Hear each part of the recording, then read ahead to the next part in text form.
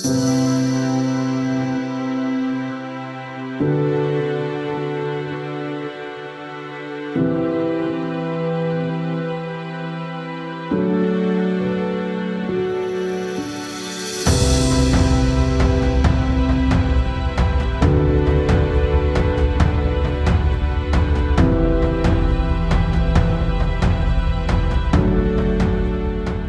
everybody, welcome to episode 3 of PAX Octane. This episode starts out with some pre-game recording, so if you want to jump into the action, you can skip to 5 minutes 33 seconds. Shit also. Okay, how do we feel about this positioning? You know, I assume that some men... How much space? Break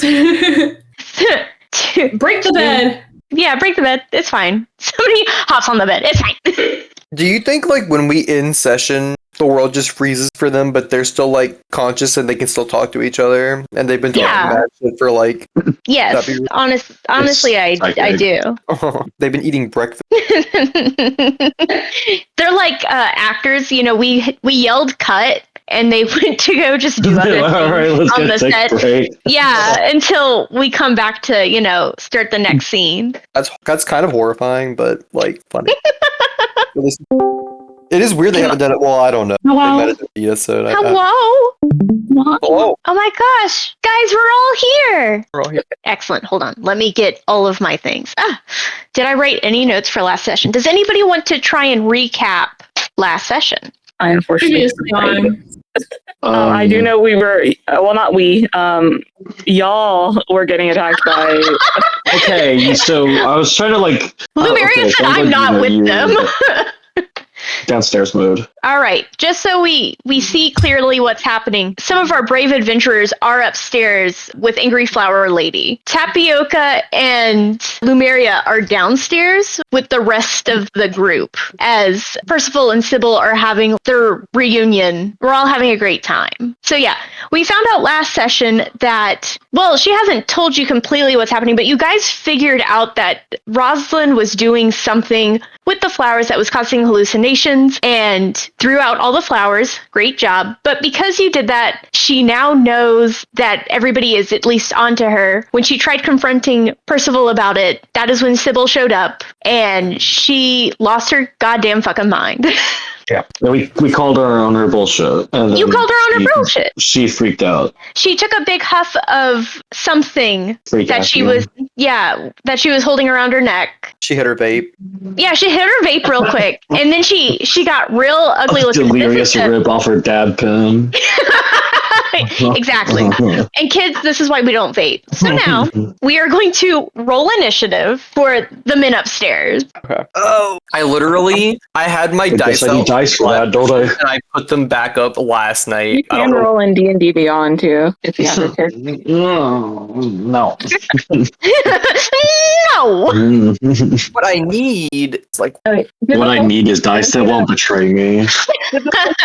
Need to roll initiative or just people upstairs? Just the people upstairs. Unless you know that you want to go fight in this battle, just the people upstairs. Damn, it's loud as hell up there. What are they doing? I mean, I do want to go fight in the battle, but, like, did I hear anything? You heard things. No, they...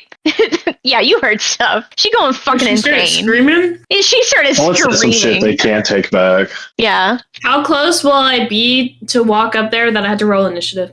You know what? Now we're asking too many questions. Now you all have to roll initiative. Now I gotta know everybody's. -7. Wait, what do I roll? Is it a D20? Add your initiative, yeah. Yeah.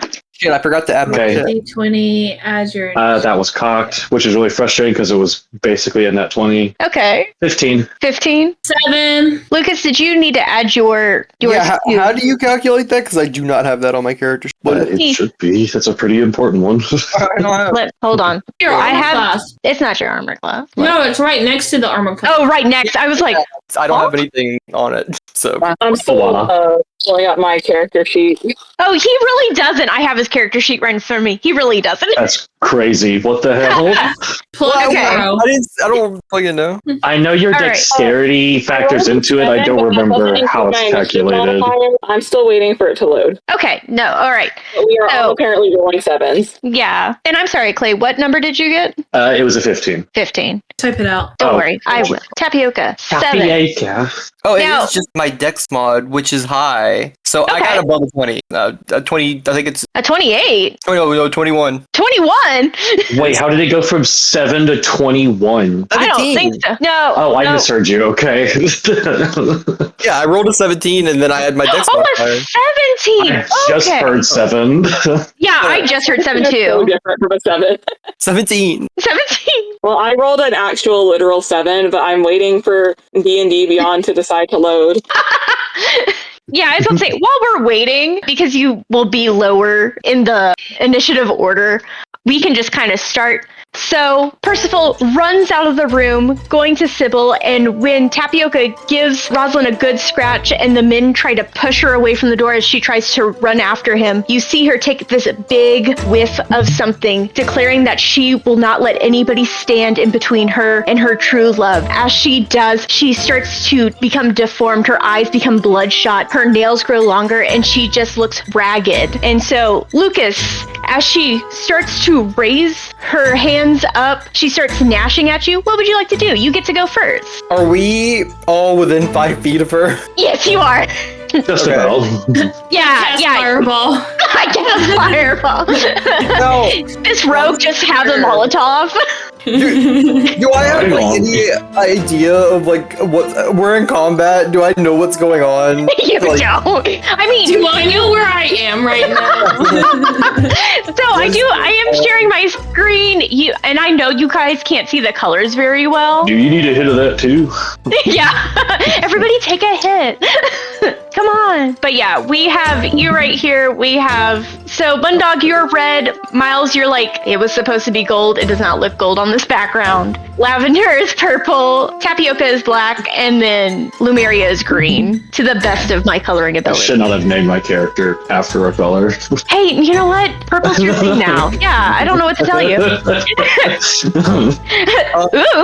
I did this to myself. I also love her just being a giant flower. Yeah. Angry flower. we're fighting Yeah, fire. that's what she is at this She's point, rude as you know? hell. She's rude as fucking hell. Does she look monstrous or does she still look like a lady? No, so her nails are growing out. She's starting to form like this weird kind of like rash. Her nails are growing longer and she's like slobbering a little bit. She's foaming at the mouth. Like she's looking a little rabid. You can fucking tell something's going on. She's Then I bottled rabies. I say, well, that makes things a lot easier. And then I go to stab her.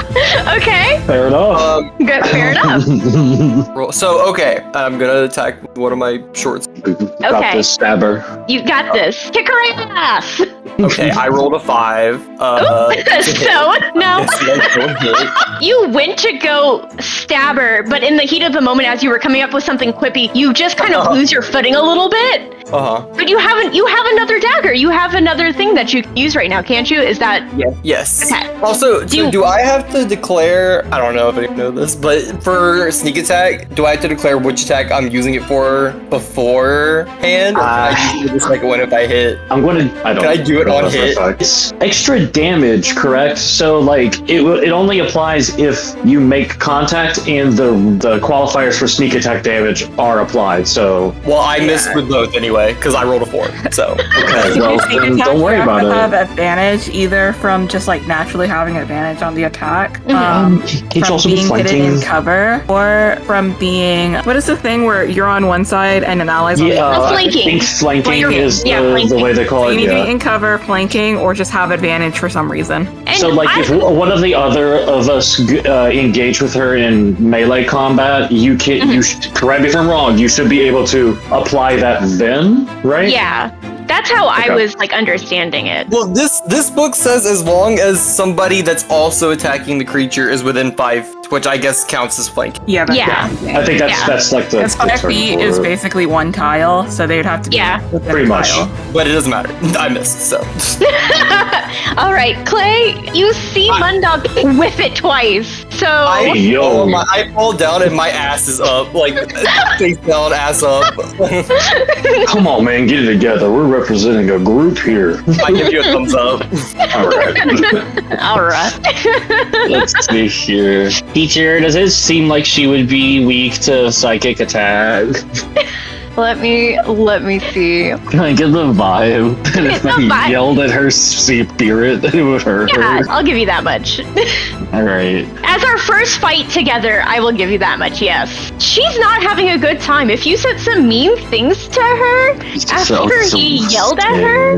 Okay. Did I not cast this at first level? I guess not. We live in a... Oh, duh, no, I'm a fucking warlock. All my spells are cast at the highest level.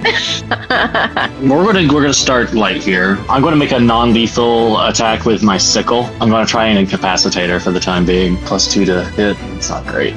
That's not great. That's a 7. The 7 hit. No. I also whiff and trip a little bit, but I don't fall because I'm a professional. That's right. You were being rather rude to Mundog, but like as you were about to hit her with your sickle, you were like, you know what? Actually, that wasn't very cool of me to do, and so you second guessed yourself. He straightens up afterwards, like kind of pulls his collar tight. He's like, excuse me. All right, real quick, Amani, did D&D ever tell you what your number my initiative is 8. 8. Okay, so you are going next, and you are downstairs. What would you like to do? So from what is my perspective? So you cannot see them. So the way that you're looking up, you can see the second floor because this is like an open part up here. So you can see this walkway. You can't see into the room. Mm-hmm. And so I forget, was I upstairs at any point? No, you stayed downstairs because I was like, okay. Yeah. Because I couldn't remember. I know there was at one point where like a lot of people ran upstairs at one point. Yeah, and I couldn't remember if I like ran upstairs and then ran back down, but okay, because I did not write anything down. It's okay. Who does? Puffed up in your nosh, you know? You were like, God damn, this breakfast is incredible. Exactly. Henrietta made me, and I ate all morning. I minded my own business. That's right. But like in terms of like what I'm hearing, like what I have heard. So what you would have heard just now, you would have heard her screaming, raging, and like telling them, you know, to move out of the fucking way. You have probably heard some scuffling and then a big thud as Mundog hits the floor. Something's going on up there. You alerted the rest of the party. That was a clutch maneuver.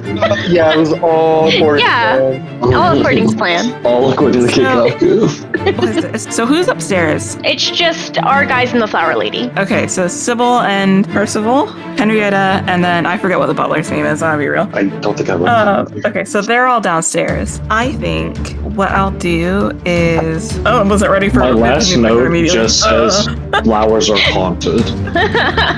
Chapter 0, Spooky Flower. I turn to Sybil and Percival and I'm just like, you guys may want to wait outside. Your home might also get a little messy, but I think the safest option, especially because, you know, your wife's not dead and I think you want to keep her not dead. I think the safest bet for you guys right now is to just wait outside and then we'll have a little talk with your friend and then we'll come back out when everything's okay. Just so you know, I want you to roll a persuasion check for me. Does she have an advantage because their house isn't even done being built yet? No. What's a few more holes in the wall? Persuasion. Persuasion. Fuck is persuasion. Me when I'm out here persuading.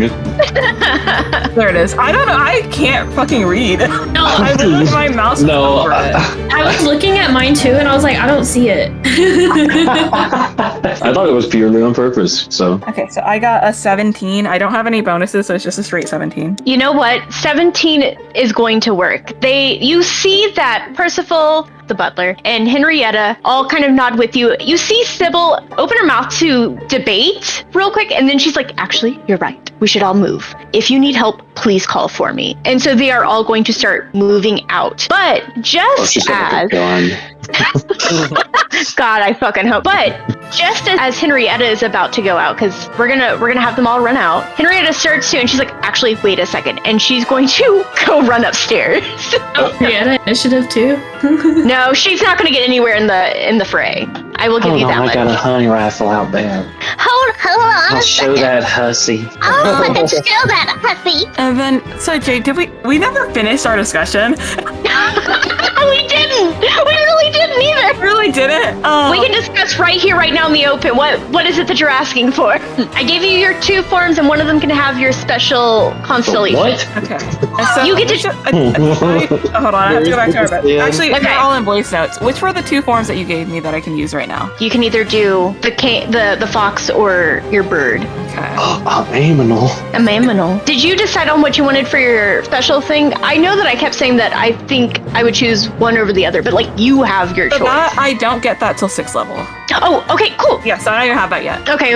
Okay, so I'm gonna say the archer is the owl, and the chalice is the fox. Okay. Okay. Hold on. Let me write that You down in summon my. them like you would do Pokemon. She's gonna turn into. Well, actually, how do you do it? You tell me how you do it. Ah, shit. And we're learning a lot about you. Gloria's wearing several pieces of jewelry, but around their neck in particular is a larger, more raw gemstone. And so they take a hold of that gemstone, and it kind of like sparkles, like if you're looking closely, almost as if there's stars in it. I'm trying to think how I want to do this. Go full Sailor Moon. That's what I expected. That's where I was going to. Yeah. That's what I want. Sailor Moon transformation. So I will punish you in the name of the moon. imagine the Sailor Moon transformation. So as a whole, like they get the magical girl of like little light ribbons coming out and stuff, but it's as if Sailor Moon paused. So it's right when they're kind of in that nebulous, like almost like silhouetted Bathed plume in of light. like, yeah, with like stars going throughout their body. And the constellation that you see kind of taking up the majority of the center of their chest is that of an owl. And so I'm going to have Lumeria take the form of the archer. And so this will allow me, as a bonus action on my following turns, I can make ranged spell attacks hurling luminous arrows that What the target one fuck? creature within 60 feet in front of me, and it deals Okay. radiant damage. That's badass. I'm just a school teacher. And this is where I'm like really getting the vibe, like how easy do. Yeah. No, you gotta protect those kids. Dangers. This is where I'm going to learn how beefy I have to make my monsters. This is a good first lesson. Yeah. We can't see what you're doing. Exactly. And then, so I haven't used my movement yet, so I do want to use my movement, which is just 30 feet, to get as far towards the room as I can. And you know what? I'm going to be kind. I assume you're in the shape of an owl. You can fly. You fly up. That costs you no movement. And I'm going to do you 30 feet forward.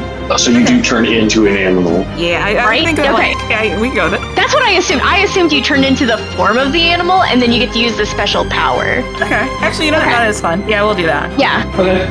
That way it's not like I get to do all these things and punch you in the face. You gotta be an owl. But as an owl, you get to be an archer. So like, all right. So you're kind of just right outside the door now from where all of this is happening. Mm-hmm. But the problem is we do have Lavender in the doorway. Really, I can't do anything else because I said that my action was that whole sequence with getting everyone out. That's fine. All right. Like everybody else, a bird has also just gotten inside. A very sparkly space bird. Yeah. it's a galaxy bird. It's a galaxy bird. I'm thinking of the owl for Adventure Time. Yeah. Taylor, it's now your turn. Okay. What would we like to do? Is Henrietta still close by? Yes. So if you see right here, you go downstairs and here's Henrietta. Henrietta's the Can I H. just ask her what the fuck she's doing? Yeah. So you call after like, Henrietta, what are you doing? And she quickly turns around. I have a thing. I have a thing that could help. I'm sure I do. And so she has this thing and she's kind of panicking. Do you want to ask more questions? I'll give you time to ask a few more questions if you'd like. We're going slow-mo, you know? What thing? Nico gave me a shield, an animated shield. I can give that to you guys. I just need to go grab it. It's in my room. I don't think any of us use shields. It's an animated one. And I don't know, it sounded like people were getting hurt up there. I think they're fine. I think you should leave it to the professionals. Can you roll persuasion for me? Yeah. Yeah, fuck it. It's a 9. Ooh, you're gonna have to consider a little bit better Looking than that. at this cat like professional. Well, One doubt. everybody could use a shield, even professionals. And I'll just hand it to you. I'll toss it. I won't even go in there. I don't want. Okay, I guess. She's convinced you. Not well, but what else are you gonna do? I love our little Midwestern gnome. Okay, well, was that my action to do persuasion? I believe technically talking isn't an action, right? Yeah, I was just chatting her up. Yeah, you were just chatting her up. No, go move and go do a thing if you wish. Do you think I could jump Cat jump up there? Give me an acrobatics. The acrobatics check. All right, so what we're gonna do is you're going to. I'm a cat. We're gonna get you a little closer. So 5, 10. How much is your speed? 40. 40, girl. You know what? I'm nothing but generous and kind. So go ahead and give me an acrobatics. 18 plus 4. Quick math, 22. Oh, girl, Damn. like nobody's business. You hopped right up. So that was 10. Here's the banister, 15. Do you want to try and get into the room? Where are we trying to go? I feel like I can squeeze past these bitches. Give me on that empty space next to her. So, you know what? Yeah, so let's see. 50, 20, Or you can 25, put me on the bed, 30, it's fine. 35. You run under my Four. foot. Just You're right here. This is where you can get to. Either you can be here or you can be here next to Lavender. I don't want to get in front of Miles. Okay, I'll be yeah. next to Lavender. There we go. Miles is gonna go next, and Yes, Miles is gonna go next. he's kind of a big dude. I don't want him to step on me. Just accidentally step on your tail. It happens. Was that a full action? And I get a bonus action now? And if you have a bonus action, I'll let you use the bonus action now. I'm going to count your jump as your regular action. You had your movement. If you have a bonus action, you can use it. Okay, I'm gonna use Flurry of Blows as my bonus action to attack, like actually attack. Is that also 1d20 or? Yeah, so you'll roll the d20 to see if you're meeting or beating their AC.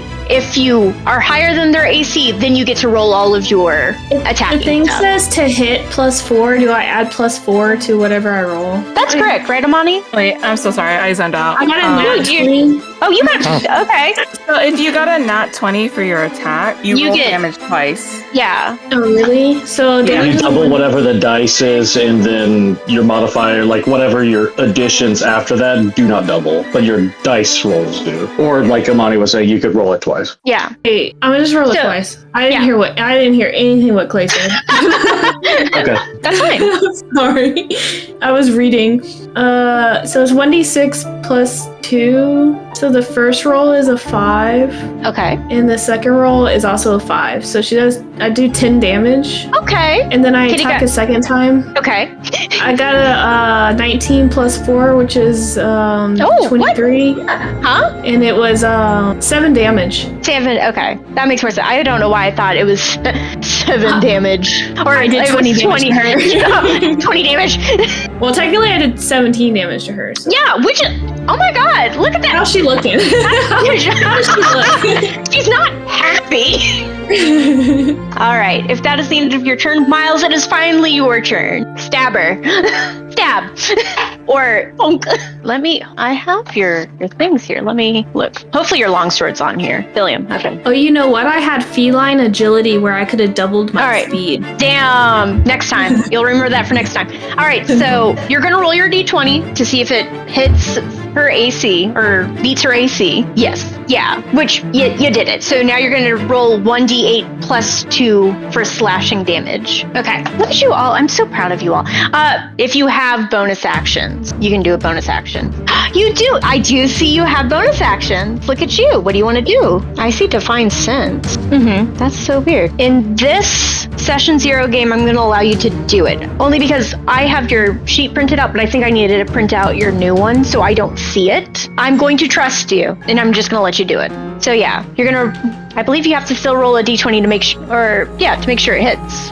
Is it You're like- it's a spell? Because don't you not have Yeah. to roll to hit with spells? Spells just it's like I think only attack like if you're attacking like physically. No, there's certain spells where it says that the person has to make a DC saving throw Right. to not get hit. You wouldn't have to roll for that. Anything else you would have to roll to see if it hits. If it doesn't specifically say the monster or the person you're fighting has to roll something. What spell are you trying to cast, Miles? Divine Smite, casting 1 bonus action, which you take immediately after hitting a target. You know what? I'll take it. I will look this up more later to make sure I'm doing this right, but I totally believe you. Go ahead and roll your 2d8 radiant damage. Yeah, you'll roll that d8 twice. 8 and a 4? Okay. Oh my gosh, guys, you're doing so well. And she hates you for it. So not only did she just watch two men whiff, she then sees some sort of sparkly owl coming for her ass. Then a cat comes But that's in. not what owls me.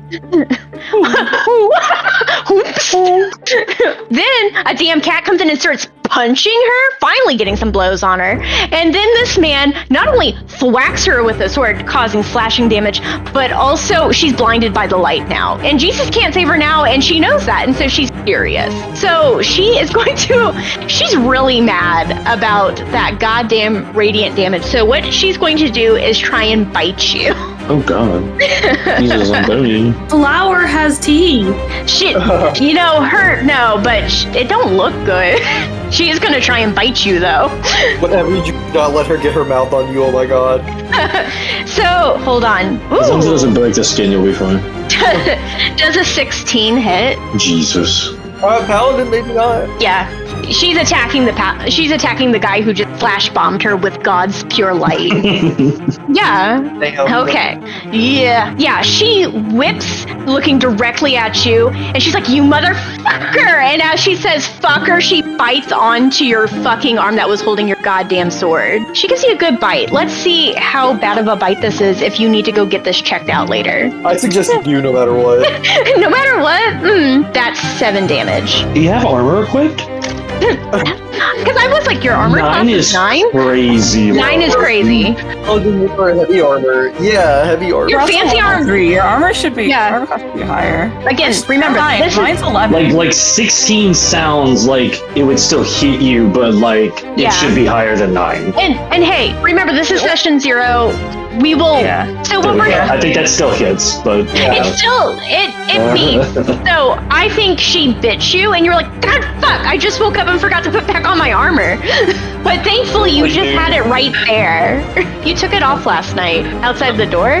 It's just right there. So you ask the owl to hand it to you. I'll allow that. Do you want to ask somebody to hand it to you? But don't worry. Like I said, you accidentally left it outside the door. It's right there. So after she bit you, after she takes her disgusting foaming mouth off of your arm, you start getting your armor back on. You're like, that was my bad. God's shaking his head at me, but hey, lessons learned. She bit you for 7. You are prone. god damn. Fucking going. While you're prone, you have restricted movement. Attacks are affected, so you have disadvantage on your attack roll. In your half of your movement speed now. It happens, guys. She pulls back, she starts wiping her mouth, and she's looking for the next person to go after. And That's you know, goddamn gross. some sort of little cat came in and like tried to kick her ass. And so once again, she starts kind of doing that same thing, foaming at the mouth, and she's like raising her arms ready to possibly strike at the next foe. But it is not her turn. It is now Lucas's turn. Lucas, what you gonna do? I get up kind of like, oh, 'cause, like, Ooh. just more just like sore, and my ego is hurt than anything. Yeah. And then I have to redeem myself, so I like lunge at her. So we are all basically in the same position. It looks like okay. Yeah, I'll move you a little closer. You all are pretty much in these squares around her, so you're all within 5 feet of her. You're surrounding. Yeah, I'm going to do the same stuff that I was for. Okay, well that's a 9, so That hits. yes. Let's see. Hold on. It technically meets, but like I think that still counts. So like, ugh. Yeah, it does. Usually. Okay, good. Kick her ass. I'm gonna do sneak attack. So the short sword does a d6, and then I get 2d6 for attack. So reach into my bag of goodies. Here we go. My bag. Okay, so that's 11 damage. Okay. I will do a bonus attack with my other short sword, and that's a 3. I was You know excited what? about the first one. All right. So you knew that you had to redeem yourself. You stood up and you gave some good stabbings in. And now we turn over to Clay. Hopefully you have All right. inspired Clay to do some good work here today. Give me just We can do this together, friends. alrighty. I'm gonna cast Dissonant Whispers at 2nd level. Okay. In her head, she hears like the creaking of an old oak tree until it explodes and fractures in her mind. She needs to roll a wisdom save. Okay. She got a 10. That is a failure. Oh my god. So, She- yes. What happens? Tell me what happens to her. Blood kind of starts to trickle out of her nose. This is like an actual attack on her brain. She feels an intense pressure, like there's something growing inside her that's trying to burst out. Ooh. And how much damage is that? That's 4d6, and 9 plus 6, 15 points of psychic damage. Okay, so what you see is as she's like looking over at Tapioca and you two start to assault her with knives and then mental anguish, she starts to curl in, holding her head, and she starts to scream, blood dripping from her nose and her eyes until she lets out her last dying breath and collapses on the floor. The pendant that she was wearing does come off and it scoots along the floor at Lavender's feet, and the effects that she had on her long nails and those bloodshot eyes, they start to diminish back. And she now just looks like a woman defeated not only in life, but in love. Congratulations. Lavender grabs the pendant. We need somewhere safe to put this now. Do you... I was just gonna say, and we probably shouldn't let anybody else in here, at least for a second, so we can do something about this. No, get Throw the her out boy. the Get that window damn with the other bird out of here. The hell did that get in? It looks so. So, A bird? a bird. You did run past it. Tapioca did run past the bird. Tapioca? Notice the Get it. bird. I have my cool magical girl transformation and then did absolutely nothing. Whoa, we were all impressed. It was really sick. Yoka's the only one who saw it. I wasn't paying attention.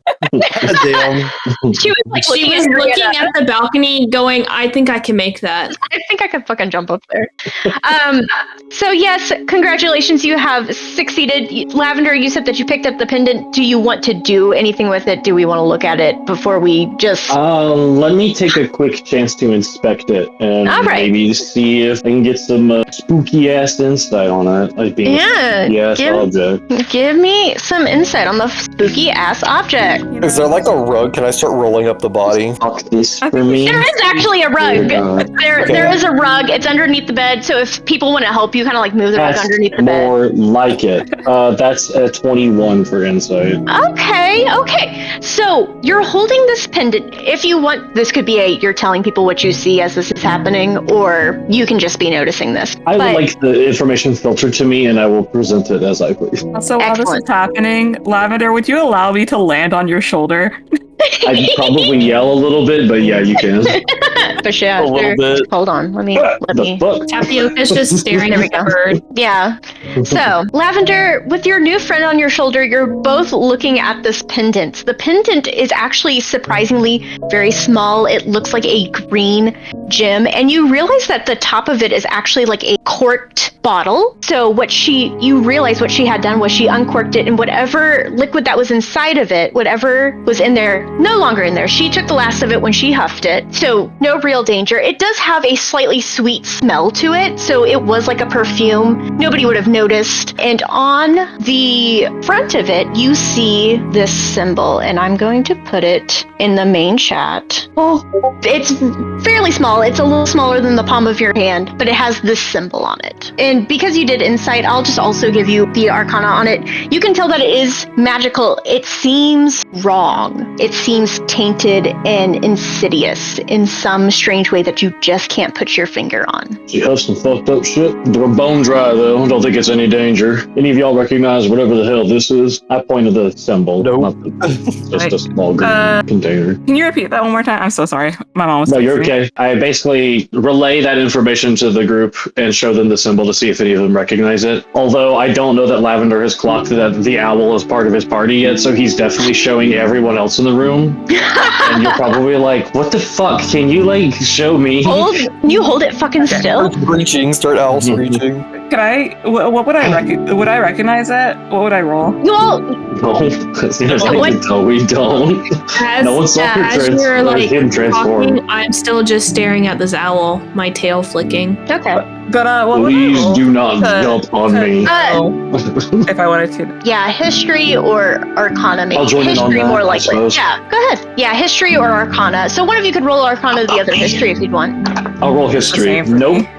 That's a 9. Wait, You don't have a. Nope. no, it's a 12. Sorry. Okay. I just saw where the dot was. I rolled a 19 plus a 1, so that's a 20. Sick. You both don't know anything. What the fuck?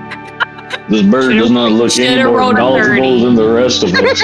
You've never seen that symbol in your life. Are you a nice owl or like a rude owl? Considering the I've heard claws it. aren't fully embedded in your shoulder right now. I'm wearing armor, so. That's fine. Mr. Purple, is that your bird? No, I've never met this bird in my life. Jade, what's your ruling on my ability to speak? You know what? I'm going to allow you to speak. I think you should be able to I speak. speak bird folk. Hey, there you go. Why? Yep, right before she kills them. So I can Okay. convince birds to come close. Oh my Okay. god. All right. Predator. As I you mean, all chicken are tastes good. I don't know what to say. as you all are standing there talking and deciding, Henrietta does come run into the room holding this little tinkering item. It's very cute. It looks like a little heart-shaped gear. Wait, Henrietta. Oh my god, guys, is everything okay? And she sees Oh shit. No, I've been rolling it. Like the entire time they were doing Yeah, stuff. Can I? yeah, but Man, like, it's still a body in a carpet. and Henrietta pauses for a second, looks at her, and she's like, She kind of deserved it, honestly. I knew I liked you for a reason. Fuck it up, Henrietta. Oh my god, I love you too. Yeah, you know, That is not what I said. I she hoist. means it platonically. Like she likes you too. She loves everything. Well, I was disregarding what she just said. I was gonna hoist it up over my shoulder and say she might have, ma'am, but I just wonder how Percy's going to react to this. Not Percy, Percival. I can't call him. Well, she lied about the fact that his wife was dead. I don't think he's going to be that tore up about it. But they have I'm been gonna- friends forever. That means it I'm gonna cuts say deeper. as I turn back into my normal self, I'd be like, yeah, but that Jesus. was kind of his best friend. So as you're all talking, Sybil walks in and she also like comes in and sees this whole thing. And she's surprised, but she composes herself. She doesn't know you. But hey, Percival told her all about you guys while they were standing outside. She knows the gist of what's going on. Can I walk up to her, still holding the corpse over my shoulder, and shake her hand? And Jade. It's nice to meet the lady of the house. Ma'am. Jade, I have a question. Yeah, go ahead. Aside from us, Yeah. because I can't remember, I swear that Percival went up. Like, did anyone see her turn into like whatever she was? Well, no, Ranger? nobody in this house. No, nobody in the house did. We pushed Percival out at last session. Like, Yeah. and he ran downstairs to talk to his wife. Okay, but he saw it like right before, right? Yeah, He but didn't not when she transformed. Transformed, just her crashing out. Yeah. Okay. So, Sybil, there's a lot going on for Sybil, and she's trying to keep that composure because, yes, lady of the house and well educated, and I am in control, and everything's fine. And so she looks at you, Mundog, as you reach out your hand, and she doesn't quite take it, but she doesn't seem terribly upset. She just goes, a pleasure to meet you. So, what happened? We heard a commotion upstairs, and she's in the rug on your shoulder. Rosalind got a little froggy. We took care of that. More than a little. Does anyone know what she was? What she was? What are you? And Derek. She took a hit of whatever was in this.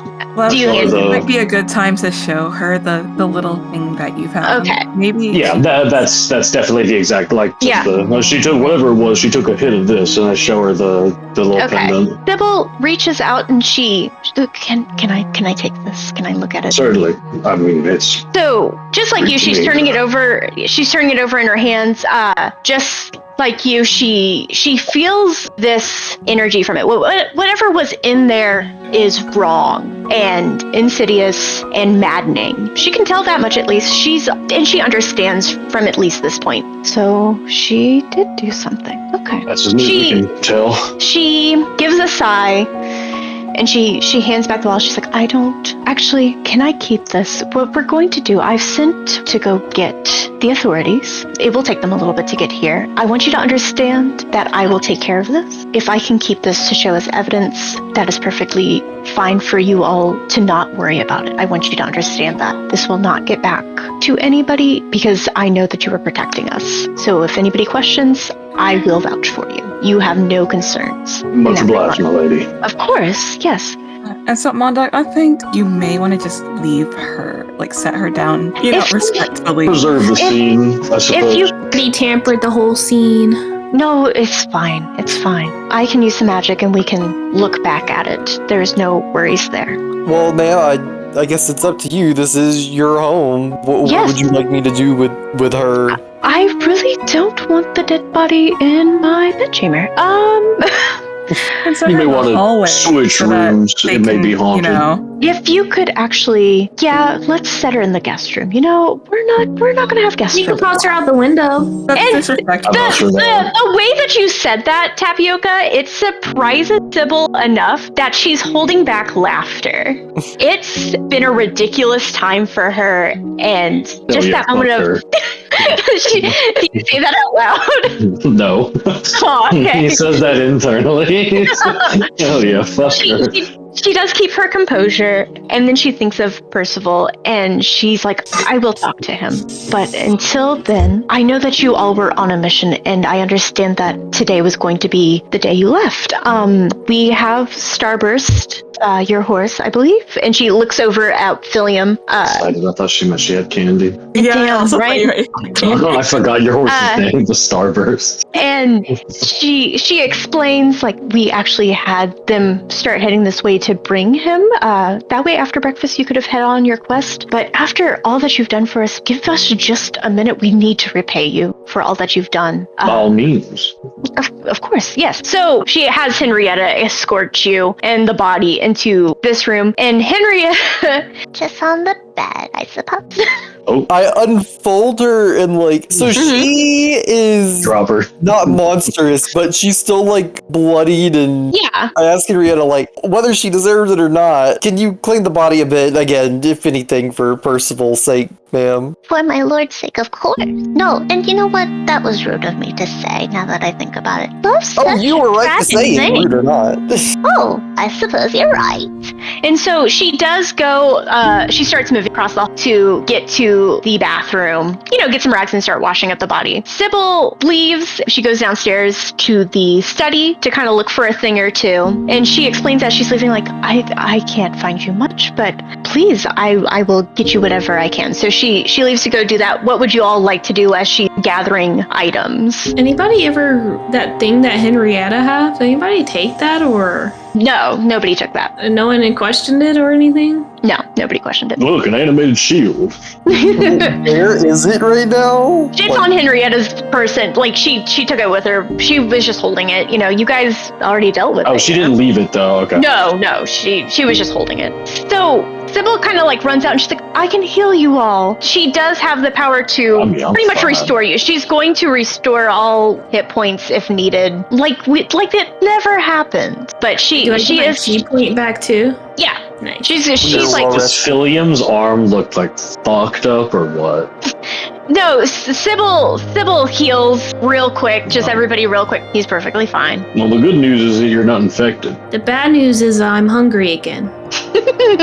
Wait, didn't we? No, we ate breakfast though, right? Yeah, you just ate breakfast. I feel I like mean, it's lunch. I'm sure they have considering plenty of there was no food. time for No. it to get cleaned up. Yeah, they started cleaning up a little bit. If you're fast So- enough, they may stop. If you all want to start heading out, you don't have to. If you all want to start heading outside together, you can hear outside William. come back. He was pretty quick. He's coming back with not only Starburst, because the person that was, it's only a few miles away, and you know what? For an old man, he has really good stamina. He actually jogs. Genetic. I could Right? Starburst has come with the stable hand that was helping take care of him while you were all here, and so he hands you the reins. I'm gonna move y'all outside. Percival is Percival's standing here on the steps. He knows something happened. He doesn't know exactly what happened to tell him, because he's not asking questions. At this point, he's not asking questions. Should we leave this up to the missus? I ask anyone who's around me. Percival does overhear that, and he's like, of course, yes, for both of us, we will take care of everything. I thought I heard her tell you about some items, and as he says that, Sybil does come out with 100 gold. She's like, I know it isn't. She's like, I know it isn't much, but here. She gives it to, who wants to take the money to divvy out later? That. I got you. Okay, Lavender takes the gold. And how many of us are there? 5. Go ahead and all of y'all add 20 gold. I am not going to be weird about it. All right. Okay. Look at you. And then, Whisper under my breath, only some of us made our shots, though. I killed her. well, hey, technically, everybody got a good thing going, you know. And Fucking Mondog face first into the ground, ass up, got 20 gold. And I got a show. What up, Yeah, I man? got a split. I do want to talk to Percival after we got paid, but you go ahead with what you're... I was just about to say, and Henrietta quickly runs out with also some provisions. So whatever bread was left over, some cheese to take on the road. She's like, I know it isn't much, but a snack's always good on the road, you know. Starburst is going to have so much hardtack, she is going to get real fat. So funny.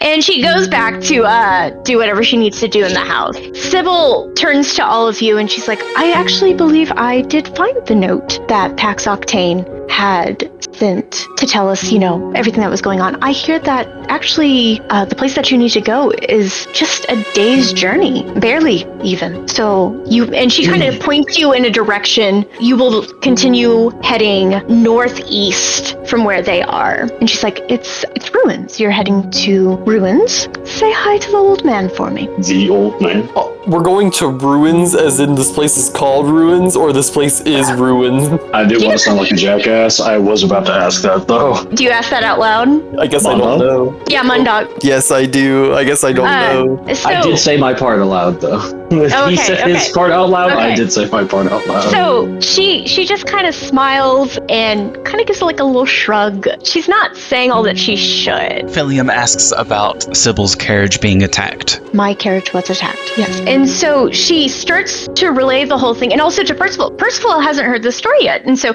Henrietta, Percival, you know, she tells Percival, sorry we killed your best friend. He's shocked when you say that. I've been less sorry about things. I do think that she's one of the worst people I've ever met, but I do feel bad about that. And you see him like turn it over in his head, and he's like, she was. But also, yeah, she was. But you can see that even he is processing. She wasn't a good person, but she was somebody that he had in his life for years. Sure. You know, It's still complicated. it's still You complicated. really hard on the back the moment you said that. Everything that happened afterwards could happen, but the moment you said that, I'm like, bro. So Sybil sees that he's processing. So Sybil, you know, takes Percival's hand and she's holding it in hers and just squeezing gently as she regales the horror story that she lived. She was like, well, Rosalind had brought me a note, you know, an urgent message saying that my grandmother was ill. I knew that Rosalind wasn't the biggest fan of me, but what do I care? I didn't think she would go to this. And yes, I took my carriage, and about halfway there in a day's travel, it was late, so it was dark, but no, something attacked my carriage. And actually, and she pulls out that pendant. Again, she's like, it was the same feeling as whatever this gives me. You said something attacked your carriage, not someone? Well, it was dark, and it didn't feel right. It didn't feel like anything person-wise. It felt something. Mm-hmm. But I thankfully fought it off. I believe I killed it, but it was dark, and I didn't know if there were other things, and I ran with the rest of the carriage crew that did survive. Well, fortunately for you, it seems she was quite sloppy with the entire enterprise. Yes, she was. But you see that she's also kind of processing. You can tell that they're both, in a weird way, grieving. It's very obvious that Sybil did not see her as a threat, was allowing her to be here, but never to this degree. But as they're both, sitting there, she sees in the distance and she hears in the distance the constable coming, authority coming to take a look at all of this. Well, unless you want to deal with a lot of paperwork and questions, I wish you the best and safest journey, and I can't thank you enough for all that you've done. Likewise, and congratulations on your nuptials. Thank you. And that's the first smile that you've seen in a while from them as you say that. So, do we want to start heading out on the road, or is there anything else we wanted to ask or talk to anybody about? If we are in a hurry, then the cool thing is that I can just write letters. Because I have stuff that I can talk about. Yeah, ooh, that's fun. So yes, if we're all okay with it, we are going to start. Guys, now is session 1. You are on your quest. So theater of the mind now. As you are walking away, the manor grows smaller and smaller. And by the time it's about 10 o'clock, it's a beautiful day out. The wind is breezy but not chilly. The wildlife around you, it's kind of a plains area, but there are a few rows of trees every so often. So there is shade and clouds in the sky, and as that wind breezes by, you have nice cool shade every often. Do we want to chat a little bit or do anything while we're walking? I'm down to do some roleplay or to haul ass. All right. We're walking with the except, horse? yeah, with the horse. I guess that is true. Only one of us has a horse. Only one of you has a horse. It's a day's, Can I climb up on the horse and lay on it? Yippee! Are you taking your cat nap right now?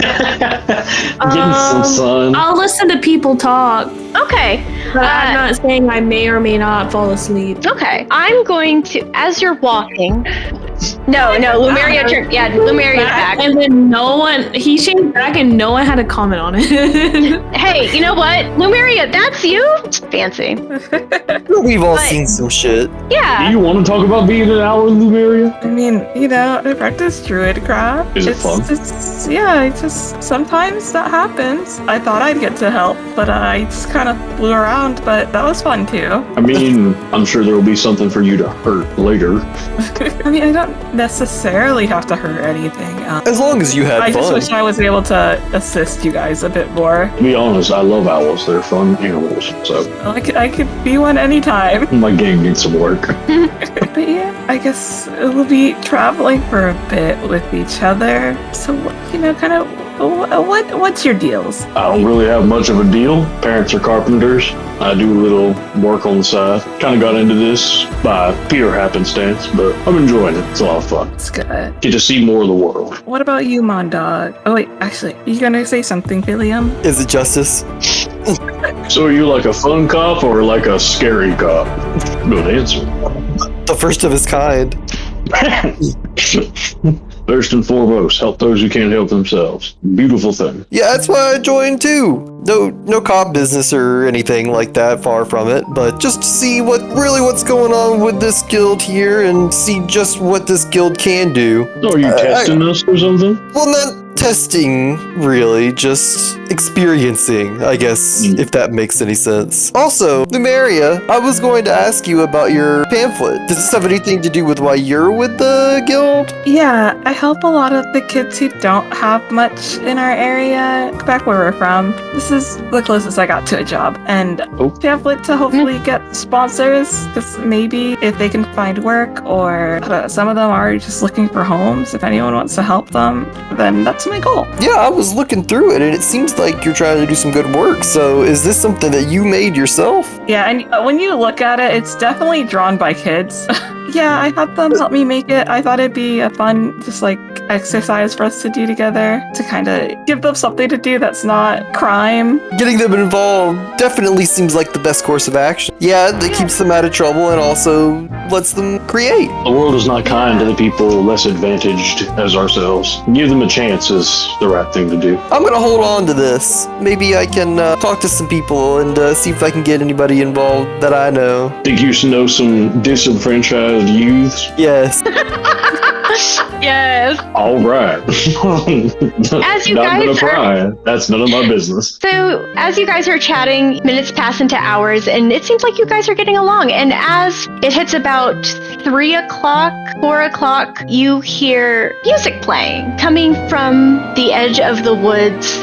It's from another path that you can't quite see behind the trees as you're walking down your straight road. Sybil had told you it is literally just a straight, you won't miss it wherever you're going. As you hear this music, as you're walking closer to this fork in the road where you're going to continue straight on, the music gets a little louder, and it's one of the most beautiful voices you've ever heard. It's fairly deep, it's soulful, and a little lute is playing along with it. And it's just, you can't make out the words, but it is rather charming and just so comforting. As you continue on, as you both meet, you actually meet, or you see this man.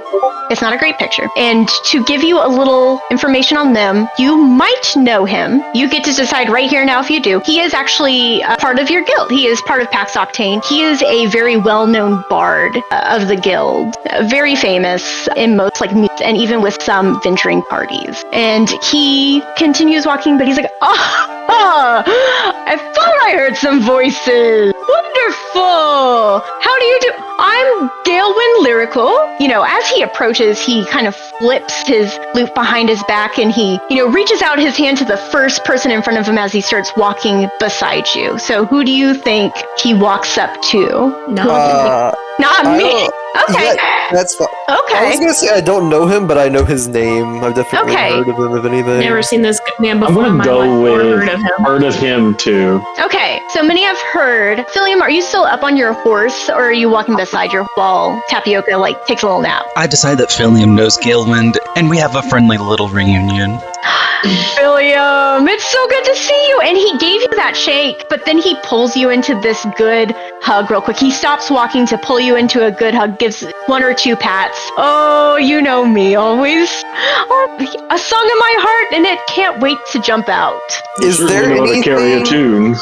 Would we know any, me and whoever has heard of him? Is there common knowledge about him that Yes, public would know? he's well known only because he is a good bard and very kind, and he's always making friends with people. He is just known as a very good person and loves getting along with anybody he meets, and hopefully it's very obvious at this point. He considers everybody a friend. Okay. Oh, Philium. Well, I had my own little request, and somebody, asked for me specifically. I'm actually heading, and he kind of points to where you all are heading, but he's like, I'm only, maybe an hour down this road, and then I think, and he kind of pulls out his little map. He's like, yes, and then I turn, if it's okay, can I follow you all for a little bit? I don't assume we're going Why to. not? Thank you, my friend!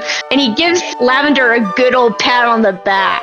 All right, friend. As you all continue walking, he's just marveling at the beautiful day today and kind of starts, trying to chat. So what brings you all on this road? What fun adventure are we going on this time? Apparently we're on our way to a ruin. Back me up here. Is it a ruin or ruin? Ruin? That sounds ominous. Doesn't it though? That's what we've got to go on. It's about a day's hike from here, is what I'm told. Day's hike. And so he once again, he pulls out his map and he's like, oh, okay, you came from the little town back there. How was it? I heard that they're starting to build things up. How is it over there? It was a sordid affair, but we took care of it. A sordid affair. Flowers are nice. The people are weird. Mediocre bordering on great, but it does depend on who you're talking to. All right. And he loves Lumeria's little quip about the flower. He's like, you know what? Isn't that most places you are? Nature is great, but the people have something to be desired. But there is something wondrous about people and their own nature. People are a part of nature, after all. That is true. He just continues chatting with you as you're walking down the road. Is there any, want to talk about with him? Because he doesn't want to pry too much, I do. I want to pry. Okay. Go ahead and pry. What? Is he an elf? Yes, he is an elf. I forget exactly what kind of elf. I'm going to be totally honest with this was a commission that I did, but they were like, change it. And so I'm just using it. It's mine now. I can do whatever I want with it. Yeah, I mean, shit, you painted it. Yeah, that's right. Now, you'll have to forgive me. What brings you out here? What's your commission? He just kind of, hems and haws, and he's like, well, somebody wanted me to perform for, I don't think it was a coronation. What was it? It's a young lady. It wasn't a coronation out here, I'll tell you that right now. You're right about that. No. I think it was just some sort of party. It's a mismatch of it's some important royal, and he kind of waves his hand and they're talking about it. It was some important royal, and so it's both entertainment and bodyguarding, But I'm always happy to know that I have a fan. So I mean, by yourself, that's pretty impressive. Thank you. But no, I'm sure that they have their own guards and everything. I think he flares up a little bit, on the most just ta-da sort of way. The main event, I do know. So PAX Octane sent you to do. My name's Mondog, by the way. It's so nice to meet you. Mondog, good to Dear meet God, we you. got pretty late into this conversation. Lavender. Pleased to meet you. Lavender. Lumeria. And William know you already. And he looks over at Tapioca, who I assume has been just asleep on the back of the horse this whole time. And she's snoozing. Oh, she's snoozing. And he lowers his voice and he's like, and a good day to you, sweet dreams.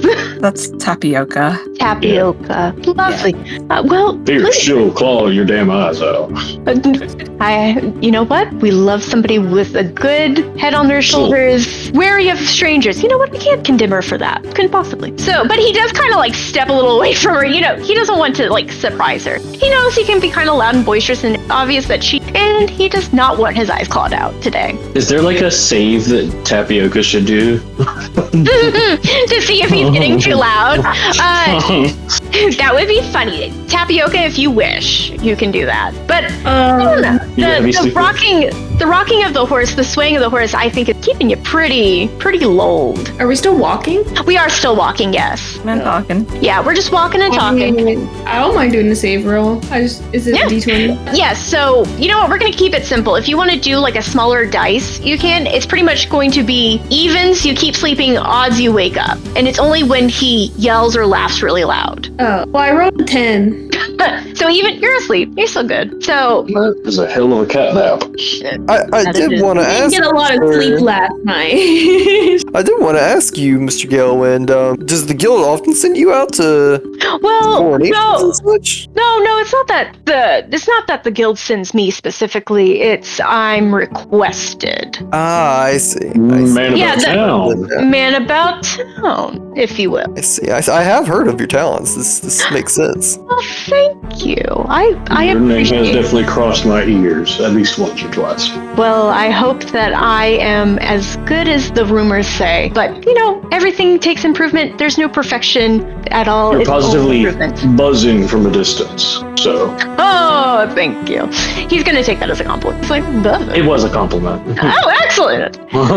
We're all just walking and chatting, and as you walk and chat, the sun does start to get a little lower. If there's any other questions that you want to ask him, it's just been a lovely chat, but he is about to depart to continue on his own way. There is another little fork where the road starts to split off to the right a little bit, and that is the direction that he is going to go. I mean, if you want to camp with us for the night, friend, you are more than welcome to. If it's not going to take you back too far. No, it's fine, my friend. And once again, he pulls out the map and he's like, well, if the lady of the manor said that, you'd get here within, by sundown, you're almost there, I assume. I don't know what ruins is. Hopefully it's not as, dangerous as it sounds. That makes about, 6 of us? Oh, good man. Well, I wish you all luck on your adventures. And he does, a graceful bow to you all, waves, and as he turns, he flips his lute back and he starts to kind of just plink around and hum to himself as you see him walk down this other path through this tree line until you can't see or hear him.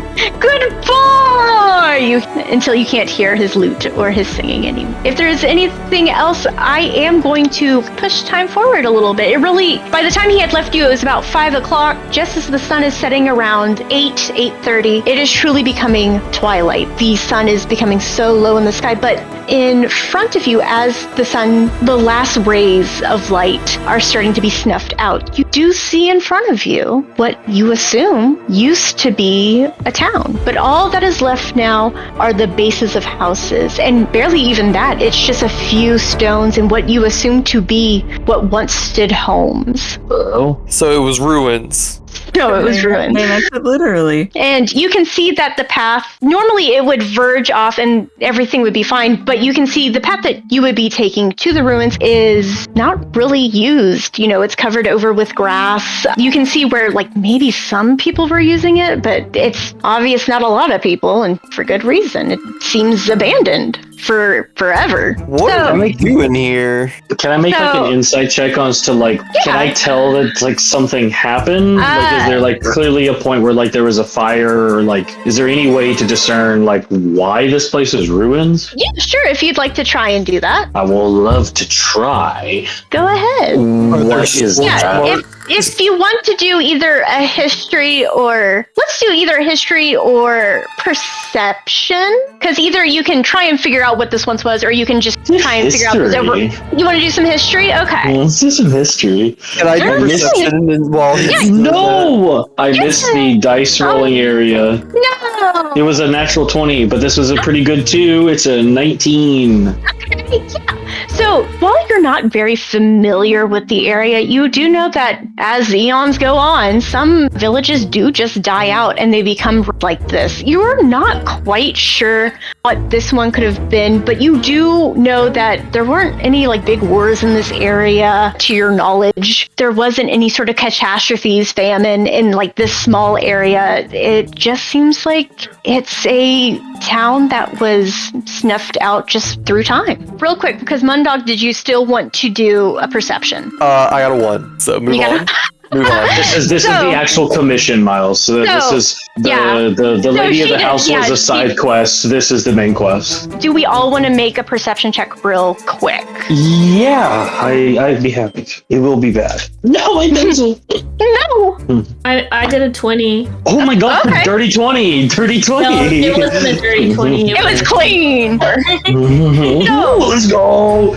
No, sorry. That was me saying I got a dirty 20. I don't even need it. You said perception, right? Yeah, perception. Got a 10. 10. Okay, so those that got over 10.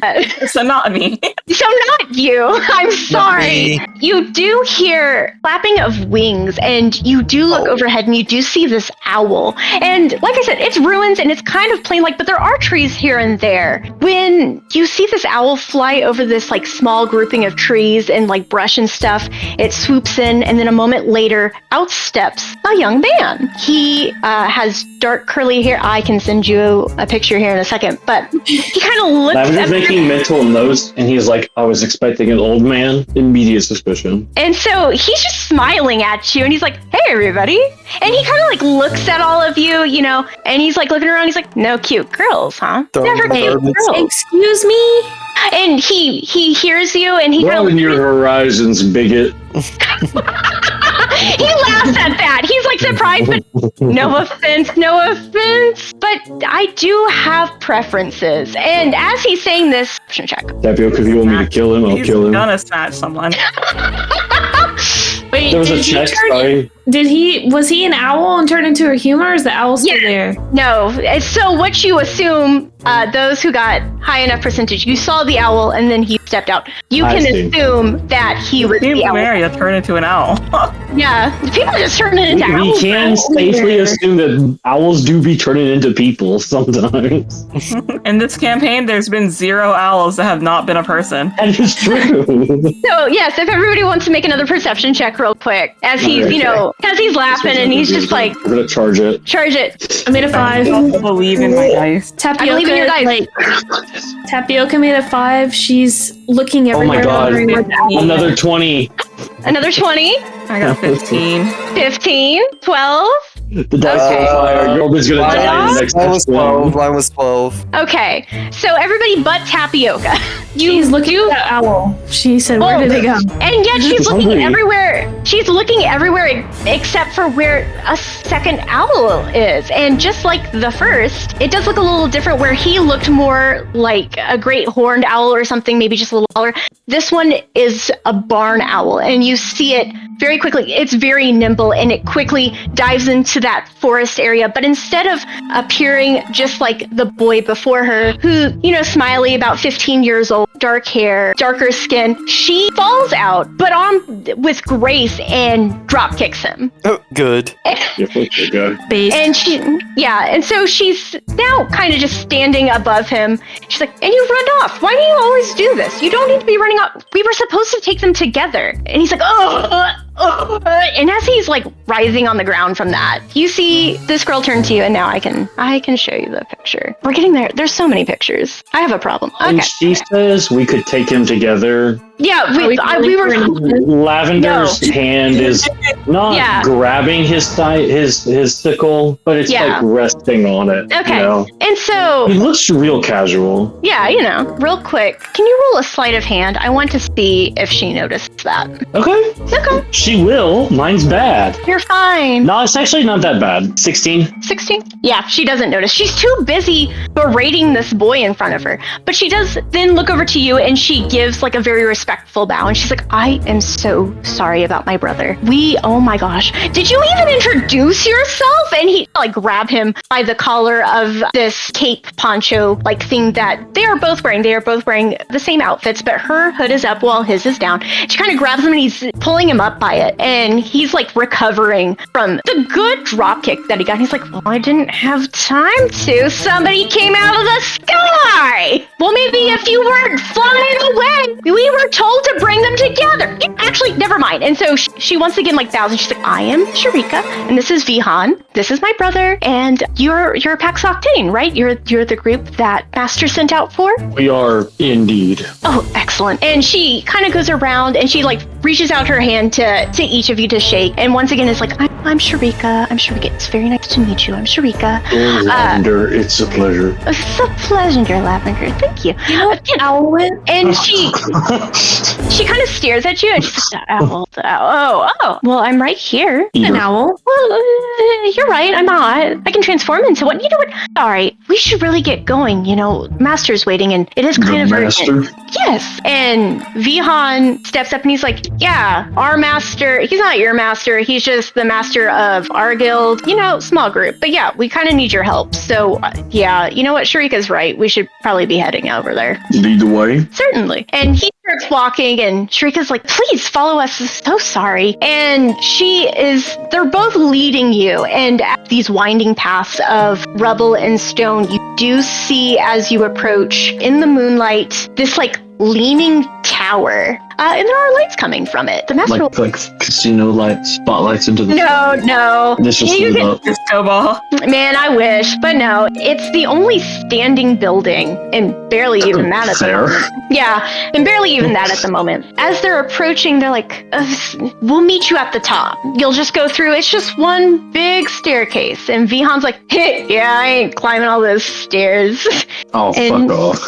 You see him flare out his poncho, his cape that he's wearing. He flares it out, and then inward and over him, and he twists, and he turns into his owl and flies up at the top window. And Sharika gives a little bow, and she's like, I'm going to follow him unless you would like me to come with you. I can answer some questions, maybe. Keep you company. When I see Vihan do that, can I also owl?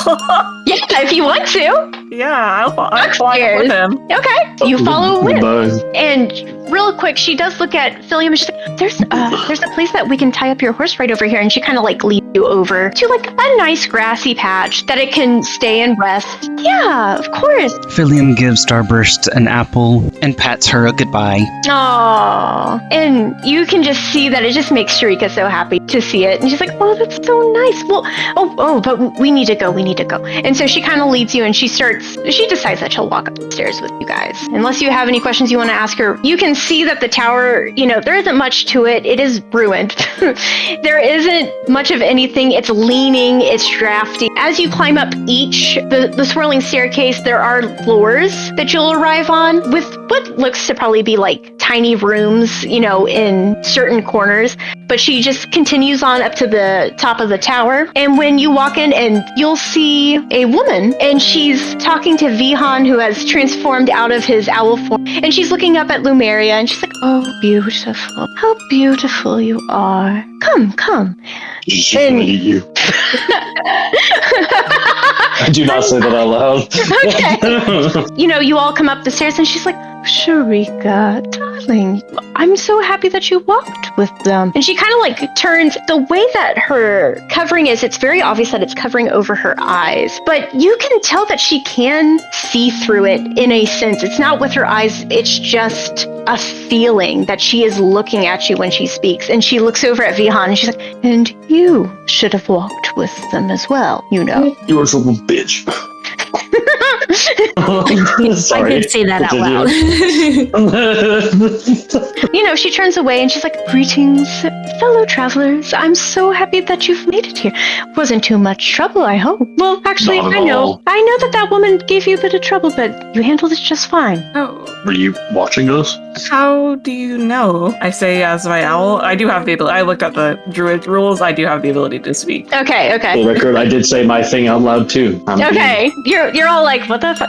She's like, I just see, oracles and all of that. But come. And so Do I die? she hears you say that, and she walks over to you, and she reaches out, and you can stop this at any time. She reaches up and cups face in her hand. Lavender looks like actually afraid a little bit. Like, not as a goof, just genuinely this has lapsed into, oh fuck, she's like taking this really serious. She just smiles at you so kindly, and she's like, "Your story is not yet told. Not in that way. Ugh. Don't worry and live now. One day at a time." She gives one of your cheeks just like a little pat of encouragement, and then she moves away, and "Come, Oberon is waiting. Oh, I'm Siobhan, by the way." And she does a graceful little curtsy. Philip, Dimension 20. Yeah, you didn't see that I got that name from that, because that's what I was watching search. You didn't see. Anyways, so she continues to lead you, and you can see that you are in this. It's a little nicer, but you can tell, again, kind of drafty, but there is an open archway that leads to a long balcony, and at the end of the balcony is another smaller tower, and she leads you inside. After you, please. After you. Of course, Lavender. As you all... It's hard. Doesn't skip a beat. His blood runs ice cold.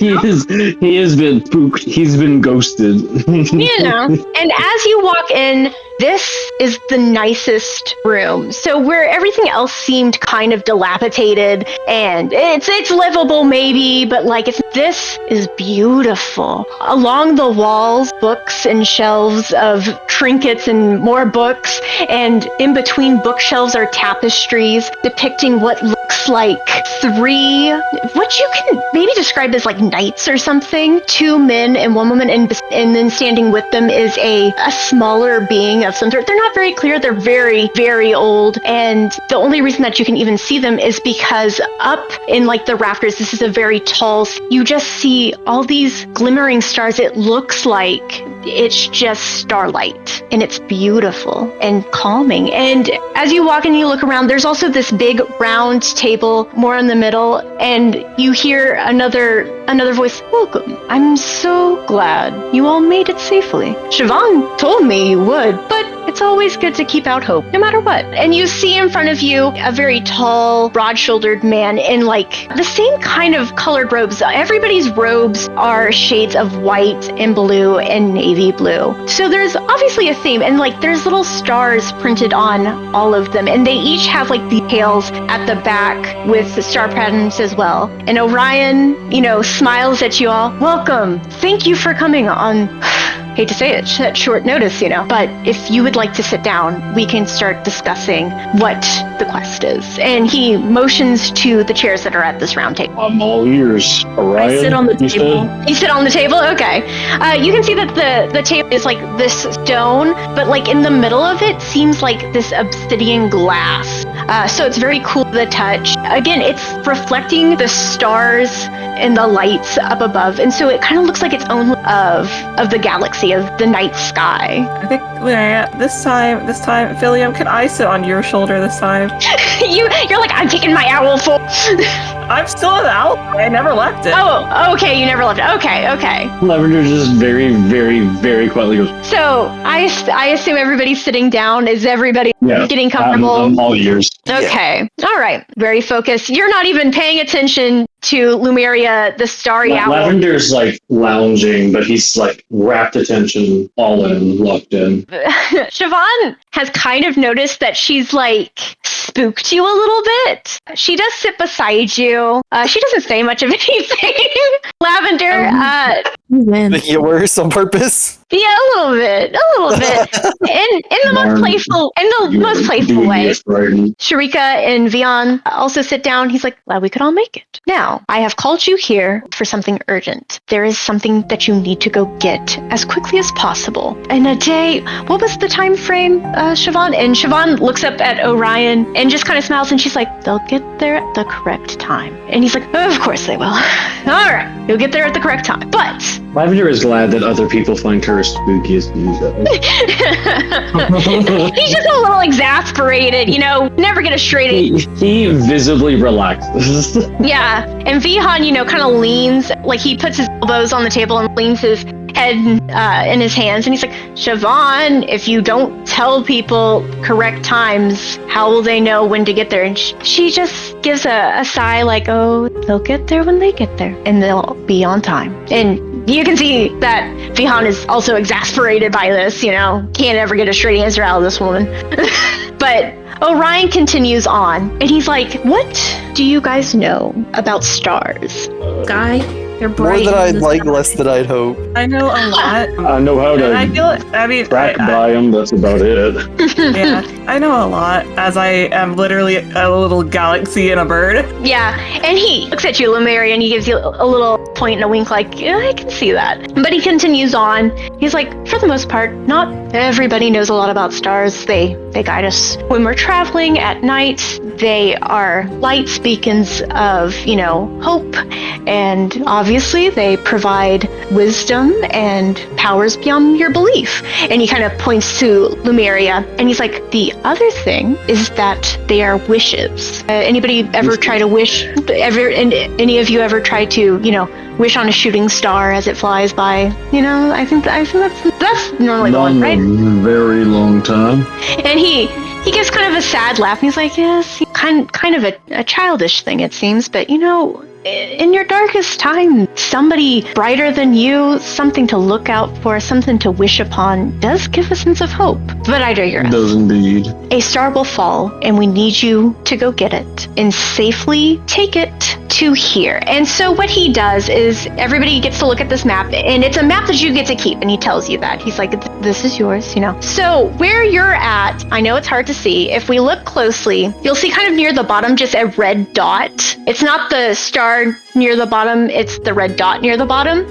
And he explains, that's where we are. I need you to find the star and take it. And he points at the very top, the red star in the snowy peaks at the top. And we need you to bring it here. Simple. That's going to take a while. Can I ask why? So we are a small group, very select few know about us, that rescue stars. Stars do fall a lot more than you would think. Not often, but often enough. Forms are different. Some stars come as animals, some stay in a very star-like form. It's up to the star. think of it as a soul. And, he's kind of trying to figure out the best way to say this, and Siobhan chimes in and she's like, when you're born, you don't know what you'll look like. When they come down to this realm, they're given a form that best suits them, whether they know it or not. How would we know when we find it? Once again, Siobhan just smiles and she's like, you'll know, I promise. I guess at that point, Lavender kind of straightens up a little bit, and he's kind of like, would it be fair to assume that a lot of you are stars? They all kind of smile, and Orion, is the one to speak. And he's like, no, we are just people with longer lifespans who know about stars because, well, stars grant wishes. So, children's fairy tales, there's a reason that you wish on stars as they fall from the sky. It's because they do grant wishes. Stars are pulled down for their own reason. Some come on their own and others are pulled by, and he's trying to look for the right words. And he's like, a wish, I suppose. Where some come purposely to grant a wish they hear. Others resonate sometimes with people enough that they just fall. And there's other ways to get stars down, but those are usually the main two. Our concern is, though, what will happen to them if people find out what they are. And he has this weird sorrow all of a sudden as he talks about this. Siobhan, without missing a beat, without really looking at him, reaches her hand, because she's sitting between Lavender and him. She reaches up a hand and, just gives him a gentle squeeze on the arm. He continues, and he's like, stars don't only grant wishes. They are their own beings. They choose when they grant wishes. They are just also sources of power. You take a star's heart, you kill a star, you get the star's power. Simple as that. And that's not fair to anybody. As you would go on an adventure to save anybody in need or in danger that was, taken from their home, that's all we're doing. We're sending a star home if that is what they choose. And we know that this star will just fall. We don't know too much. Siobhan knows that you will arrive when it needs to be, and she's trusting you to take care of it. We all are. Mondog asks, so why contact the PAX Octane for this job? As you ask that, he looks up at one of the tapestries, and again, it's the one with what looks to be, again, very faded, but you can obviously tell that there is a woman standing first, and then kind of slightly behind them on either side, two men, and then the young boy right next to the woman. And he's like, do you know much about PAX Octane? The history of it? Nope. I know they used to be bigger than they are now. Jade, before we go into the history. Yeah. So I have two questions. Yeah, go ahead. One, can I do an insight on, their reasoning? The reasoning for wanting the star. Are they bullshitting us right now? Oh, no, you can, roll an insight. Also, I smell something fishy. This is reminding me of Jujutsu Kaisen. Where they bring the star girl back to the guy. He devours her body to live longer. Okay, so I got a 19. I want to. Anybody else want to roll before I just say it? It's the inside check, right? Yeah. I'll get in on this real quick. 9. 9. So Missing twice for that sucked ass. as he's looking up at this tapestry, whoever wanted to kind of insight in to see what everybody was feeling, no, they're being genuine. If you want to ask more clarifying questions, they are just doing their job. It's them doing their job. My second question Mm-hmm. is, Lumeria is how they are through isolation and self-reflection. That's how they, that's how they are. They're not from a circle, but would Lumeria recognize them as being kind of a similar circle of druidry that they're from? No, this is a whole different thing. Okay. And so he goes on to explain, we're going to talk about the history real quick. So looks up at the tapestry and looks back at all of you. He's like, so back long ago, before PAX Octane was made, what is it now? 200, 250 years ago? Something like that. No, shorter, longer. You know what? It's been too long. He sighs and he's like, I know, I need to get to the point. But the creator of PAX Octane knew about stars. He was one of us. But after something happened, we just kind of went our separate ways. He decided to help in his own way. He wanted to help people. That's all it was. He started his own guild. We went our separate ways, but I kept on doing the work helping stars, I know just that I need to help them, and I know how to do it. And so he looks back at the map and he starts to explain. He's like, at the very top of the map, let me tell you, cold, rocky, no fun, but at certain times of the year, it's so much closer to the stars. A star is so much, with our powers, with the spells that we know, we can easily send them to where they need to go. It's just an easier access point, to be honest with you, but it's safer. Most people aren't going to follow you up that way. That's it. It's just where we conduct the ritual to do it. If we needed to, we could spend a lot more time wherever to do it, but that just causes a lot more attention than we want naturally. So we're carrying the star up north. I thought that we were grabbing it at the bottom. So do we know where the star is? They said that already, where the star is? No, they haven't, but you can, and I don't know if you can see, so that red dot, there's like this little patch of forest really close to that dot, and he explains that's where it's going to be. But that forest is known for, and Siobhan chimes in and she's like, known for making people stay lost. It's the Lost Forest. But you're going to be perfectly fine. No worries. I mean, if Siobhan says so, I don't see why we wouldn't be. You seem to have a lot of trust in this friend of yours that created PAX Octane to then have that much trust in us, or do you know that we will be okay? Siobhan, smiles and she's like, well, I've never met the creator of PAX Octane, but Orion has, and I trust Orion, and with my Oracle sight, trust that pretty well, and I just know the star will be fine. You've met them, Orion? Orion, sheepishly smiles and he's like, a good skincare routine really is just all it is. No. You're 200 years old. Yeah, he's like, well, obviously an elf, a higher elf, but yes, okay, I did not clock that, excuse me. Yeah, no, that makes perfect sense, actually. Okay, yeah. People be living. But you can see that he's young, actually. Yeah. But you can see that he's kind of struggling to explain, how he knows the creator of PAX Octane and, their connection per se. But he's like, I just know. Yeah, no, I know. Roommates. Huh? They were roommates. They were roommates. They were roommates. I want to say to Orion, I say, well, if PAX Octane's been doing good for 250 years, I assume that you've been doing the same. I mean, these stars need somebody to look out for them. It's not like this is a problem that's known to the general public. At least I've never heard of this problem per se. It's news to me, at least. Yeah, it would be. And this is where once again, there's a sadness to it. There's his own personal grief as he says it. But it also just, even he can't understand, as he explains, when a star dies, it's forgotten. You wouldn't know. Yeah. And so he then kind of points to the shelves. He's like, we've tried to keep certain records. It's very obvious that records of things aren't erased, but memories are. And Siobhan is, Ryan, you might as well tell them. I know it hurts, but it might help them. And Orion sighs and he again looks up at the tapestry and he's like, that little boy is me. From what I've read, there was a star, and he points to the woman. The woman, picture, again, very faded, but you can tell that she is wearing armor. She stands tall and graceful. Her hair white and rippling, over her shoulders and back, regal, and she has a star crest the front of her armor. You do just get this feeling, this sorrow looking at it. But even as you're looking at it, as you're trying to, put it in your mind's eye, even that just feels kind of fuzzy. If you were to look away, you would forget.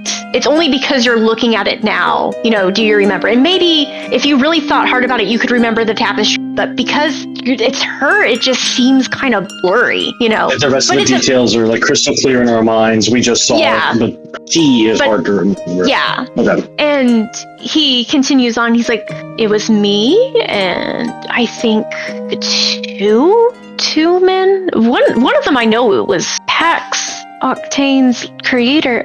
Sorry, it's hard. It hurts. Okay. Sorry.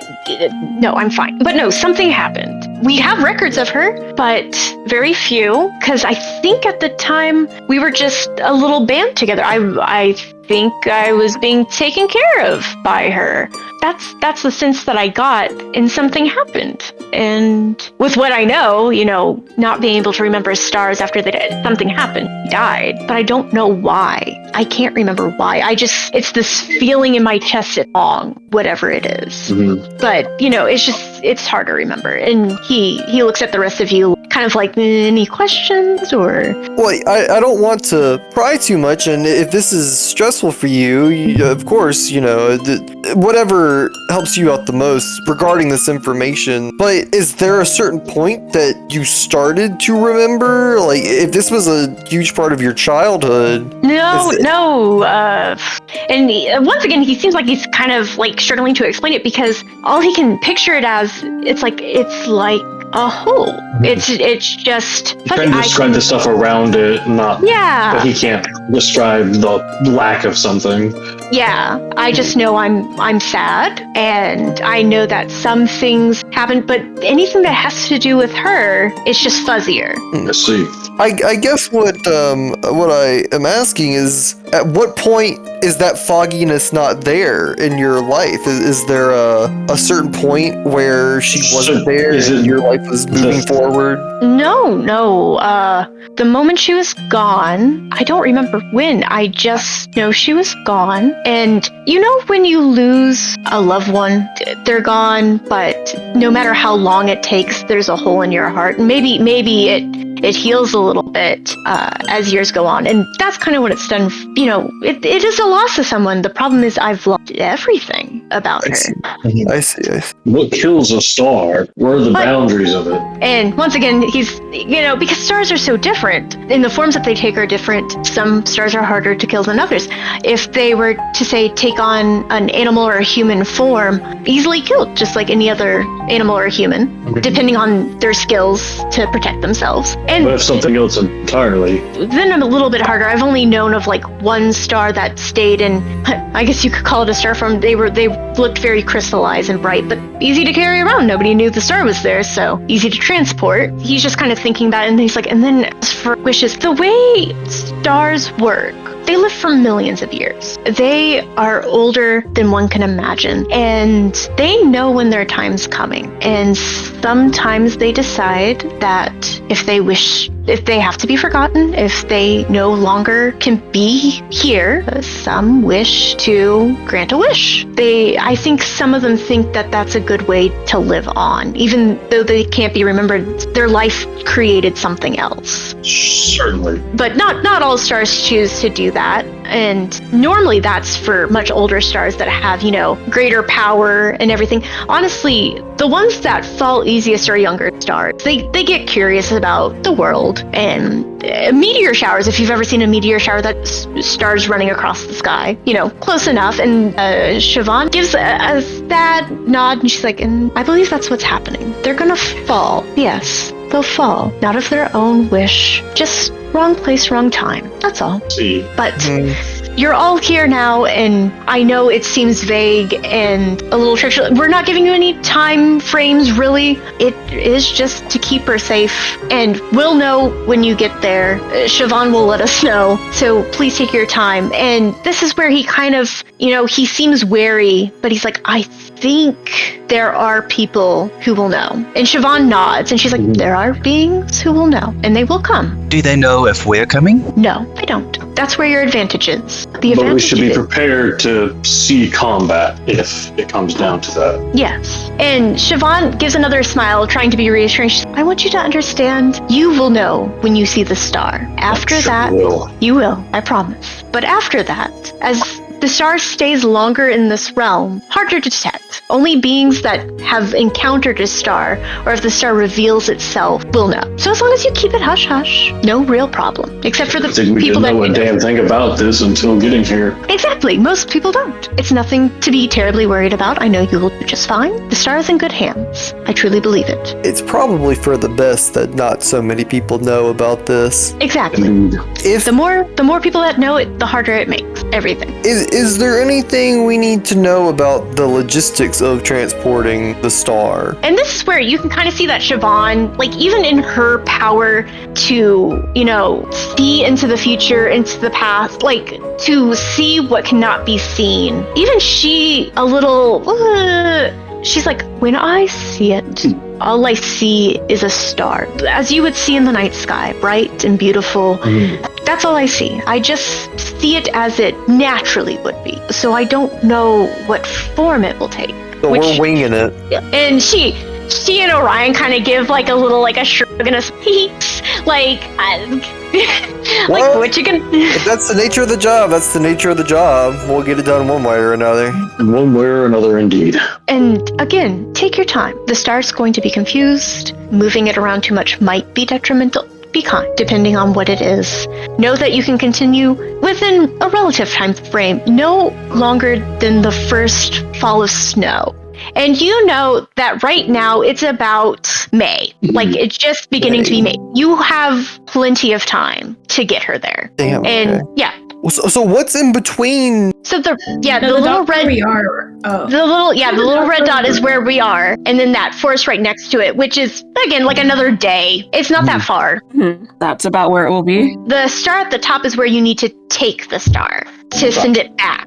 The star is falling underneath the forest. The star is falling in the forest near the dot. Forest next to us, yeah. In the lost forest, it's going to fall into the lost. No, you're fine. So if somebody else gets to it, some crazy shit will go down. So yes, if somebody gets to it, crazy shit will go down. But the easiest way to do it is kind of like the veil is thinner up there. You know how like in the North and South Poles, you can see the stars so much clearer and everything. It's very similar to that. You're trying to send it home. Okay. What's in between? I'm talking to them again. What's in between here and here? And I'm pointing at the map of where the star is going to be and where we're taking. Should we expect anything? And would you recommend which way we should go about doing this? And Orion, you can see that he is serious and he wants to answer your question, but also he looks a little defeated as he like glances over at and Siobhan again just smiles and she's like, "You'll get there when you get there. Take your time. Everything will be fine." Okay, we're waiting it. Yeah, and Siobhan, again, she's like, "Your story is untold. I can see a few different paths. What path you take, uncertain. I know that you'll be fine. Live your life. You're fine. You don't have to rush anything. The first snow." The next encounter. She sounds like Garnet, where she can see like a bunch of different futures, and it's like, well, something's gonna happen. I don't know. She sees, you're a little wary about her answer, and again, she just kind of shrugs. It's just the way that it is. Life isn't one quest after another. It is many happening simultaneously. Never lose sight of your main quest, but never forego the other ones. It could be valuable to you. You will do just fine. Thank you. Literally sitting here like, I could never be friends with Siobhan in real life. This shouldn't piss me off. I've been told this is our main quest. You don't like big plans, Lucas? You can see Vihan. Like that at all. Siobhan looks at you and goes, "We'll eat where we eat." Yeah, you can see that Vihan is feeling the same way that you're feeling right now, Mundog. Like, he's young enough that he's not hiding, how he's feeling. He's like throwing his head back. Like, Bitch, what is she saying? And with, I get sleepy. Yeah. No, it's okay. This is pretty much where we're going to end our session. Your next session will be starting to head to the Lost Forest. Yeah. The next question is just gonna be when do we head out? Anyways. In the morning. Question is, they got a carriage to spare because we got. For real. No carriage. You weren't even walking, Kathy. That's fair. Actually, that's fair. I want to hear from a bird that just flies. Damn, already fighting in between species, huh? I say with with actual work. Siobhan, stands up and she's like, "It is getting late. There are a few rooms that you can share. A little drafty, but we have extra blankets. We wish for you to stay here tonight. It will be safest. And then in the morning, you can venture forth." Orion, also bows and, if you have any questions before you go, let me know. I'll try and answer anything that I can. Vihan Vihan and Sharika will show you to your sleeping quarters. As we And go to bed, I do unbird myself. Okay, and now's the time. Yeah, bird down. So Vihan and Sharika do take you like 1 or 2 flights down, and it's one of those little areas that looks like it had some roots to it. And yeah, when they open the door, no, it's not the comfiest looking place. It's drafty. They were right, a little drafty, but hey, it's warm outside. It's not too bad right now. And there is a window, so it's not like you're not getting fresh air, but it just looks crumbling. And there's a few extra blankets if you need.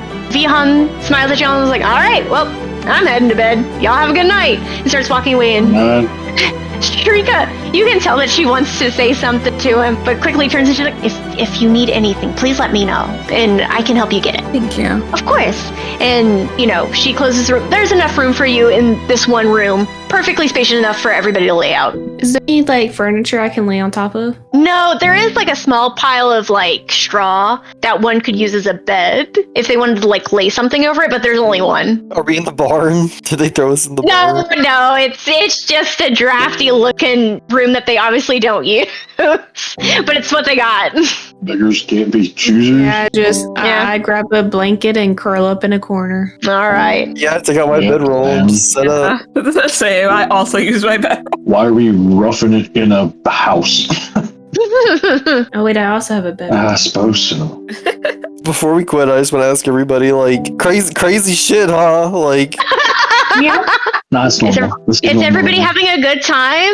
Yeah. The normal. is that God asking us that, or did somebody poke their head in? No, that's so funny. Me as God just like kind of rips a hole in the space-time and I'm just like, so are we having a good time yet? Or like, we're curious, huh? It's gonna be great. You're gonna be just fine. To come down and ask me that question right now and be like, I have some suggestions. The truth. I would tell them the motherfucker the truth about it too. Like, look here, motherfucker. This shit. Yeah, fuck this shit.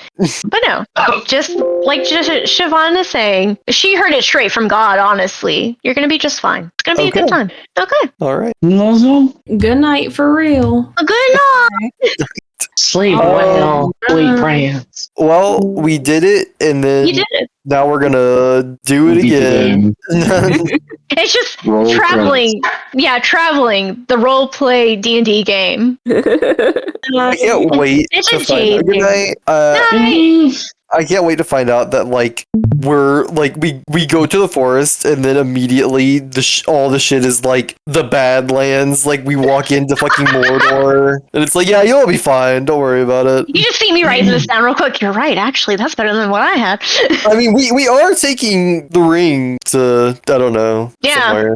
You know. Mardar. Murder. But cool. Yeah. No. I guess we're playing again in 2 weeks then. Yeah, I think so. Yeah. When does Charmaine get back? That I don't know. That Tremaine was gone for the whole summer. I don't know where. Yeah, I knew it was 2 months, but I forgot when she left. I guess, okay. Hopefully, I guess we'll find out if we want to do 2 campaigns. I guess in the next few, you'll decide if you want to do campaign. All right. All right. Y'all have a good night. Bye. Bye.